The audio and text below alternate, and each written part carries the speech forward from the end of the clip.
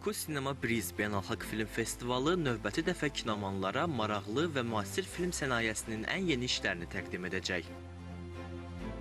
İkinci ildir təşkil olunan festivalın məqsədi Azərbaycanın film sənayesinin regional mərkəzə çevrilməsinə, beynəlxalq əməkdaşlığa və yaradıcı mübadilənin genişlənməsinə töhfə verməkdir. Dekabrın 5-dən 11-nə qədər davam edəcək beynəlxalq layihədə 30-dan çox ölkənin nümayəndəsi iştirak edəcək. Müxtəlif baxış bucaqlarını təmsil edən 50-dən artıq filmin nümayişi keçiriləcək.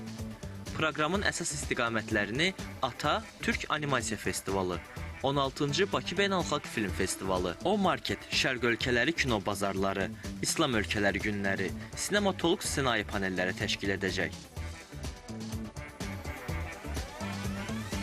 Qeyd edək ki, Baku Sinema Breeze yerli kino sənayesinin inkişafına təkan vermək və beynəlxalq tərəfdaşlarla birgə filmlərin istehsalı üçün imkanlar yaratmağı hədəfləyir. Oruc Ələsgərov, Elvin Cəfərov, Mədəniyyət xəbərləri.